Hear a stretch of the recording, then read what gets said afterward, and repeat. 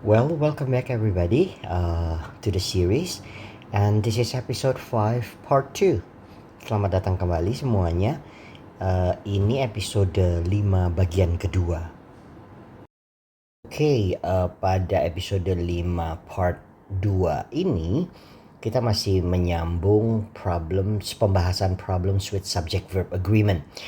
Jadi mengulang sedikit, di skill nomor 20 itu make verbs agree after prepositional phrases, dan di 21 itu make verbs agree after expressions of quantity. Nah, di 22 ini adalah make inverted verbs agree. Kata inverted pastinya mengingatkan kita pada pembahasan terlebih dahulu di sentences with inverted subjects and verbs, ya. Di sini dikatakan, we have seen that sometimes in English the subject comes after the verb. Jadi V dulu baru S gitu ya. And this can occur after question words, skill 15, after prepositional after place expressions atau prepositional phrases, itu skill 16, after negative expressions skill 17, after omitted conditionals skill 18, dan after some comparisons itu skill 19. Ini ya, question words, place expression, negative expression, conditional without if, dan comparison. Jadi kita harus ingat kembali rumusan atau syarat yang dibahas di skill nomor 15 sampai 19 tentang kondisi di mana SV berubah menjadi VS, ya. SV berubah menjadi VS. Nah, ini ada satu contoh di atas ini, behind the house. Behind the house itu tentunya place expression. Nah, kemudian ini V-nya, dan kemudian bicycles itu adalah S-nya. Di sini tanda asterik ya, karena ada tanda asterik berarti kan salah. Di sini kita melihat bahwa V-nya tidak agree dengan S-nya. S-nya jamak, kok V-nya tunggal gitu ya. Sama yang kedua. Behind the houses were the bicycle. Lagi-lagi ini V-nya, ini S-nya, V-nya jamak, S-nya tunggal. Sementara yang di dalam kurung PI-nya dimainkan, yang satu behind the houses, yang satu behind the house. Seolah-olah jadinya ada kecenderungan kita itu merasa bahwa yang subjek itu adalah the house-nya atau the houses-nya. Makanya kita membuat verbnya agree dengan justru the house dan the houses-nya. Tetapi dengan pembahasan sentences with inverted subjects and verbs, kita sudah dibekali dengan kondisi-kondisi di mana munculnya verb dulu baru subjek. Jadi justru seperti setelah place expression ini, subjeknya adalah yang di belakang, ya, bukan the house atau the houses yang merupakan objek dari preposisi behind, gitu ya. Pada kalimat terakhir di sini dikatakan, when the subject and verb are inverted, it can be difficult to locate them, and it can therefore be a problem to make them agree. Jadi karena dibalik, kita kadang-kadang lupa yang mana, kita bingung yang mana subjek, yang mana verb. Dengan demikian juga ada kemungkinan kita salah menentukan subjek, sehingga seolah-olah mereka sudah agree, tapi sebenarnya karena kesalahan kita menentukan subjek itu salah, gitu ya. Di sini ringkasannya ya, mengulang lagi, question words, negative expression, place expressions, conditional no if, dan comparison. Hati-hati kalau Anda menemukan ini di depan, semuanya strukturnya harus VS, bukan SV. Dan ini kedua ini, verb dan subjek ini harus selalu agree. Baik, kita mau lihat soalnya sekarang. Latihannya. Kita baca dulu instruksinya. Each of the following sentences contains an inverted subject and verb. Circle the word or groups of words that cause, yang menyebabkan subjek dan verbnya itu dibalik. Find the subjects and verb that follow these words. Kemudian kita cek apakah sudah benar karena kondisi tertentu, makanya harus verb dulu baru subjek, atau sebaliknya. Underline the subjects once and the verbs twice, then indicate if the sentences are correct or incorrect. Nah, kita lihat contoh nomor 1. Only once itu adalah negative expression. Ya, oleh karena itu harus verb dulu, baru subjeknya adalah the letters. Only once this morning were the letters delivered by the campus mail service. Jadi betul ini. Yang kedua, around the corner and to the right. Around the corner and to the right ini adalah place expression. Lagi-lagi harus V dulu baru subjek. Nah, kita lihat di sini V-nya is, sementara subjeknya adalah rooms jamak. Oleh karena itu kalimat ini salah. Oke, lanjut nomor 3. Oh, ada kata what. What itu adalah question word. Ya. What in the world? Oke, setelah itu is-nya adalah verb dan kemudian subjeknya adalah children. Nah, apakah is dengan the children agree? Tidak, karena children jamak, is tunggal. Makanya kalimat ini jadinya incorrect. Baik, kita lanjutkan. John would be studying the chapters were he able to get hold of the book. Nah, ini kalau Anda ingat, were pindah ke depan karena if dihilangkan. Ini aslinya if he were able to get hold of the book. If-nya dibuang, were-nya pindah ke depan. Sebagai catatan juga, Anda juga mungkin ingat bahwa dalam conditional tipe 2 yang menggunakan to be tidak pernah digunakan to be was. Untuk semua subjek yang dipakai adalah were. Jadi di sini he pun menggunakan were karena dia adalah conditional tipe 2, pengandaian yang tidak benar saat ini, gitu ya. Oleh karena itu ini benar.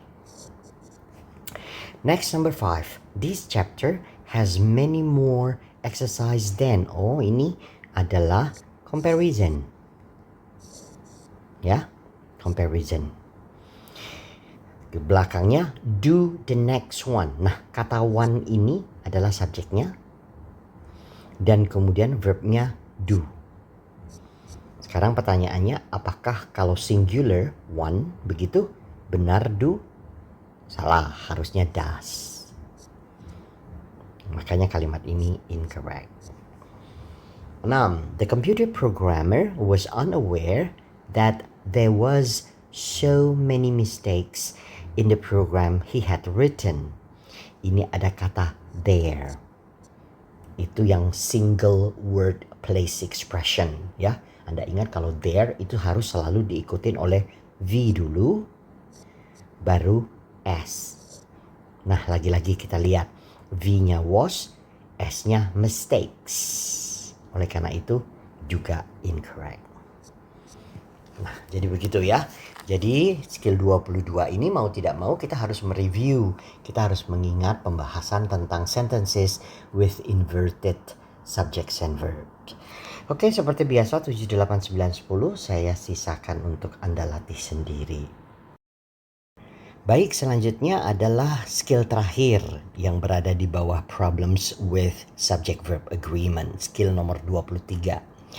Judulnya adalah make verbs agree after certain words. Kata kuncinya adalah certain words. Apa yang dimaksud dengan certain words? Kita lihat di bawah ini. Certain words in English are always grammatically singular. Jadi ada kata-kata tertentu dalam bahasa Inggris yang harus selalu dianggap secara gramatikal itu tunggal. even though they might have plural meanings, walaupun dalam maknanya ada makna-makna makna-makna jamak di dalamnya gitu ya. Contohnya, everybody is going to the theater. Lagi-lagi nih kata everybody yang dimaksud adalah certain word-nya itu.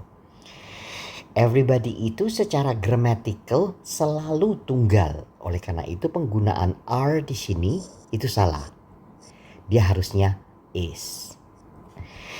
Lagi-lagi apa yang dimaksud dengan walaupun secara makna dia bisa bermakna jamak, ya kita bisa memahami bahwa everybody itu kan banyak orangnya. Tetapi lagi-lagi yang perlu diingat bahwa they are grammatically singular.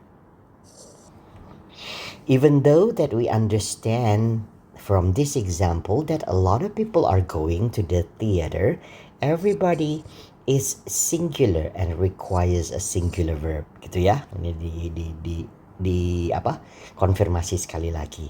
Kita mengerti kok kayaknya yang pergi ke teater itu kan rame-rame banyak orangnya, tetapi karena menggunakan kata everybody tetap saja secara gramatikal kita harus menganggapnya singular, dan oleh karena itu kata kerjanya juga harus singular. Oke, jadi penggunaan are itu salah. Nah, apa saja certain words ini? Saya biasanya membuatnya seperti ini. Any, every, no, dan kemudian some. Yang digabung dengan kata one, thing, body. Ya, jadi Anda bisa tarik garis saja. Anyone, anything, anybody, everyone, everything, everybody, no one, nothing, nobody, someone, something, somebody. Ya, mengingatnya ininya any, every, no, some. Tentang bagaimana menulisnya, apakah menulisnya itu digabung atau tidak, Anda harus cek ya. Karena misalnya seperti no one itu biasa ditulis secara terpisah. Sementara yang lain itu semuanya menjadi satu kata. Ditambah lagi ada kata each yang kemudian ditambahkan noun. Kemudian every yang tidak bersama one thing sama everybody, sama one thing atau a body, dia bisa every plus noun tersendiri. Ini juga dianggap grammatically, ya, grammatical. Jadi secara aturan grammarnya adalah singular. Ya, sama seperti ini. Mari kita lihat contoh-contoh lebih banyak di latihannya. Inilah latihannya. Each of the following sentences contain one of the words that are grammatically singular. Ya, yang tadi ya, certain words itu tadi. But have plural meanings. Tapi maknanya ada tersirat makna jamak gitu ya. Underline these words once and underline the verbs twice. Then indicate if the sentences are correct C or incorrect I. Kata-kata ini harus digarisbawahi dan kemudian kita lihat kata kerjanya. Kata kerjanya harus tunggal, kalau tidak tunggal salah. Jadi seperti nomor 1 itu. It is impossible to believe that somebody, nah ini ya kita garisin somebody, actually admire that man. Lihat, ini singular dianggap, sementara verbnya ini adalah tanpa S berarti plural. Makanya kalimat ini incorrect. Nah, ini yang contoh each plus noun ya. Each of the doctors, walaupun doctorsnya di sini jamak yang merupakan objek dari of, tetapi karena ada kata each di depan harus dianggap tunggal. Each of the doctors in the building needs. Nah, ini verbnya. Verbnya tunggal kan menggunakan S. Makanya kalimat ini correct. Lanjut nomor 3. The president felt no one. Kita harus garis bawahi no one-nya ini.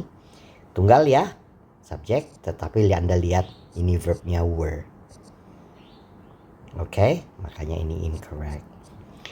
Everybody, nah ini harus digarisbawahi. Participating in the fundraiser, lagi-lagi ini subjek dan ini adalah verbnya everybody dengan are incorrect lagi. Nomor 5, because of the low number of orders, nothing. Nah, nothing sebagai subjek dan kemudian has-nya sebagai verb. Singular, singular. Okay, correct. Number 6, every time, every ya, kata every. Someone takes, every time someone, ada every dengan time, dan kemudian ada someone lagi. Ini yang subjek, jadi ini bukan subjek, tetapi ini yang subjek. Someone, tunggal. Anda lihat verbnya take, jamak, seharusnya dianya takes, supaya agree. Berarti kalimat ini incorrect. Nah, gitu kira-kira apa yang dimaksud dengan make verbs agree after certain words. Ya, sekali lagi Anda harus ingat ada no, ada some, ada any, ada every yang dikombinasiin dengan one, dengan thing, dengan body. Kemudian hati-hati dengan kata each yang diikutin oleh noun dan kata every yang juga diikuti oleh noun. Mereka ini semuanya grammatically